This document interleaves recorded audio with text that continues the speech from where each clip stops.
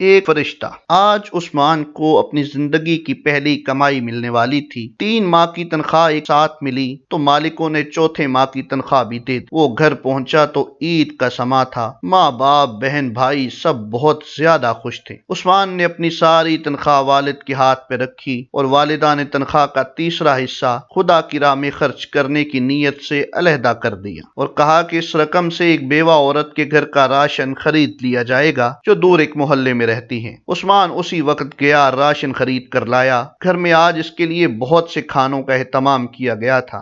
بہن بھائیوں کے ساتھ مل کر اس نے لذیذ کھانوں کے مزے اڑائے اور سفر کی تھکاوٹ دور کرنے کے لیے فوراً رضائی میں گھس گیا۔ اس کی آنکھیں نیند سے بوجھل ہو رہی تھیں کہ اچانک اسے اس بیوہ عورت اس کے یتیم بچوں کا خیال آیا۔ اس نے ارادہ کیا کہ ابھی جاؤں اور سامان پہنچا دوں، لیکن اس کی طبیعت میں سستی تھی تو اس نے سوچا کہ کل صبح اٹھ کر سب سے پہلا کام یہی کروں گا۔ وہ آنکھیں بند کر کے لیٹ گیا۔ ابھی چند لمحے گزرے تھے کہ اس کو خیال آیا کہ میں تو پیٹ بھر کر لذیذ کھانوں کا مزہ لے چکا ہوں، کہیں ایسا نہ ہو کہ اس بیوہ کے یتیم بچے بھوکے ہوں۔ اس خیال نے اسے سونے نہیں دیا۔ وہ اسی وقت اٹھا، اس نے چادر لی اور راشن کا تھیلا اٹھا کر اس بیوہ عورت کی طرف پہنچ گیا۔ شدید سردی تھی، دھند بھی زیادہ تھی اور بھاری تھیلا اٹھانے میں اسے کافی مشکل ہو رہی تھی۔ ایک دور کے محلے میں اس بیوہ عورت کا گھر تھا۔ اس کا شوہر مزدوری کرتا تھا اور اس کے 4 بچے تھے۔ ایک حادثے میں اس بیچاری کے شوہر کی موت ہو گئی اور اب اس کے بچوں پر دست شفقت رکھنے والا کوئی نہیں تھا۔ عثمان جلدی سے اس بیوہ عورت کے گھر پہنچا۔ گھر کیا تھا؟ بس ایک چھوٹا سا کھنڈر، ایک چھوٹا سا ٹوٹا ہوا کمرہ،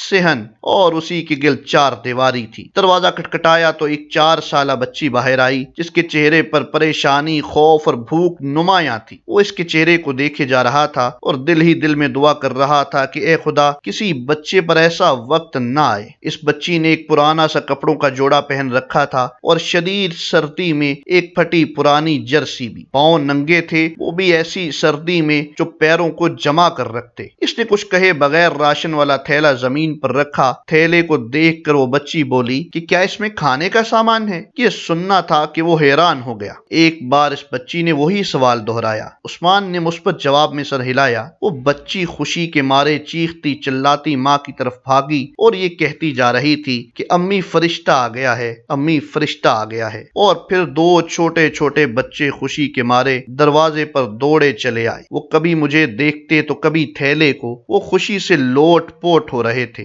عثمان کی آنکھوں میں آنسو تھے، ہونٹ کپ کپا رہے تھے اور جسم پر لرزہ طاری ہو گیا تھا۔ خدایا، یہ کیا ماجرا ہے؟ کیوں یہ بچے مجھے گناہگار کو فرشتہ سمجھے بیٹھے ہیں؟ وہ انہی سوچوں میں گم تھا کہ اتنے میں ایک عورت جو ان بچوں کی ماں تھی دروازے پہ آئی اور دھیمے آواز میں کہنے لگی، میرے بچے 2 دن سے بھوکے تھے۔ غیرت گوارا نہیں کرتی تھی کہ کسی کے آگے ہاتھ پھیلاؤں۔ میرے مرحوم شوہر بھی محنت مزدوری کرتے تھے مگر کبھی کسی کے سامنے سوال کے لیے ہاتھ نہیں پھیلایا۔ ان کے چلے جانے کے بعد بچوں کی دیکھ بھال کرنے والا کوئی نہ تھا۔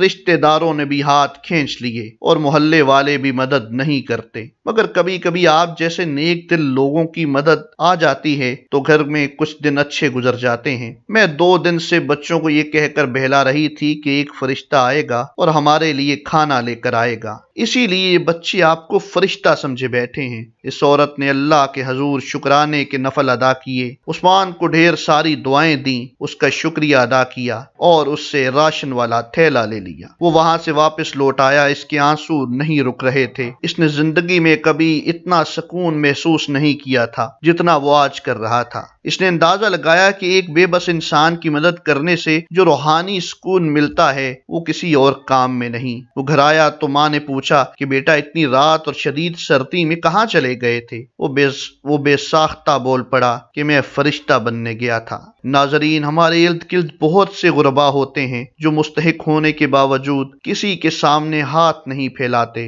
اور مدد کرنے والوں کے ہاتھوں کے منتظر رہتے ہیں۔ ایسے لوگوں کی مدد کرنی چاہیے، چاہے وہ ایک وقت کا کھانا ہی کیوں نہ ہو۔